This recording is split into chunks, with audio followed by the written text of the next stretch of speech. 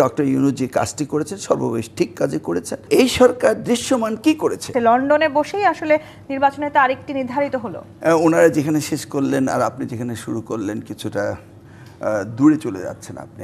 আমি ওনার থেকেই শুরু করি, ধারাবাহিকতা থাকুক। আর লন্ডনের কথা যদি বলেন, বাংলাদেশের সর্ববৃহৎ একটি বিরোধী দল যারা এই তিনবার ক্ষমতায় গিয়েছেন, শহীদ জিয়ার সময়টা বাদ দিলাম, এবং যারা ওয়েটিং টু বি ইন পাওয়ার, এবং যারা বিগত দিনে সুষ্ঠু নির্বাচন হলে বেশ কয়েকবারই ক্ষমতায় যেত, সেই দলের সাথে আলোচনা করাটা কি খুব বিরাট একটা ভ্রান্তি হয়েছে? নিশ্চয়ই না। স্টেক হোল্ডারের মধ্যে কার স্টেক কতটুকু সেইটুকু বুঝেই তো বিবেচনা করবেন, এবং সকলকে গড়ে এক পাল্লায় ফেলে দিবেন, এটা তো হতে পারে না। এবং দায়িত্বশীল একজন নেতা যিনি আজও ঐক্যের ডাক দিয়েছেন বাংলাদেশের মানুষকে সংযতভাবে কথা বলার জন্য, সেই জায়গায় তো ওনাকে কথা বলতেই হবে। কারণ বিএনপিকে বাদ দিয়ে তো স্থিতিশীল একটা পরিবেশ সৃষ্টি করা যায় না। সেই ক্ষেত্রে ডক্টর ইউনূস যে কাজটি করেছেন সর্বশেষ ঠিক কাজে করেছেন। আপনি দায়িত্ব নিলেও একই কাজ করতেন এবং করতে হতো সেটা। এই রোডম্যাপে তাহলে অন্যান্য রাজনৈতিক দলগুলোর এই হতাশার সুর কেন? কি বলতে চাই বিএনপি? আসছি আপনি ধরুন, এই সরকার আজকে 1 বছর পার হলো, আরও 6 মাস থাকবে, 1.5 বছর সরকার থাকলো।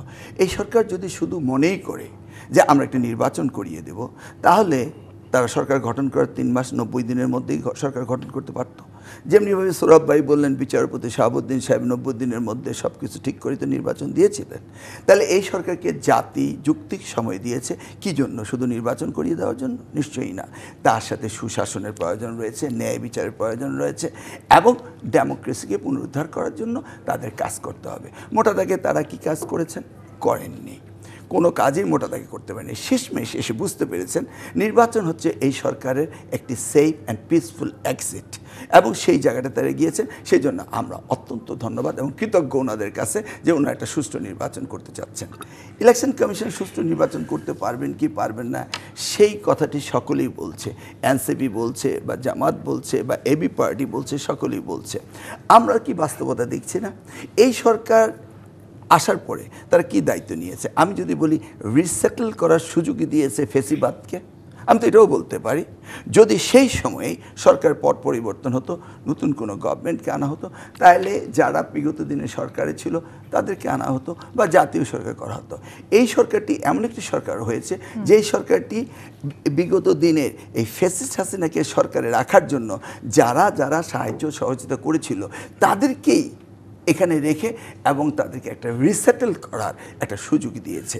আমরা তো দেখছি না হিসাবের খাতায় তেমন কোনো সংযোজন হয়েছে। তাহলে এই সরকার বা এই সংস্কার কমিটি আমাদের কি দিল?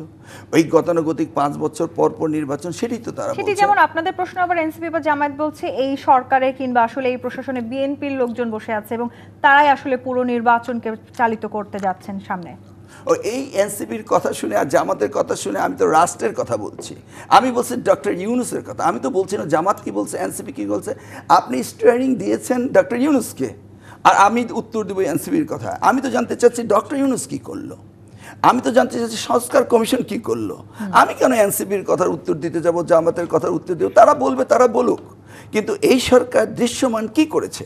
এই সরকার দৃশ্যমানে নির্বাচন কমিশনে নির্বাচন করার জন্য যে দায়িত্ব নিয়েছে, নির্বাচন কমিশন নির্বাচন করতে গেলে যে সংস্কারের প্রয়োজন রয়েছে, সেই সংস্কারগুলো কি তারা বলেছে পাবলিকলি? বা এই সংস্কার কমিশন কি এই গণতান্ত্রিক অধিকার পুনঃপ্রতিষ্ঠিত করছে কিভাবে? বিগত 5 বছর পরে একবার নির্বাচন হতো, এখন আবার ক্ষমতার পালাবদল হবে, 5 বছর পরে নির্বাচন হবে।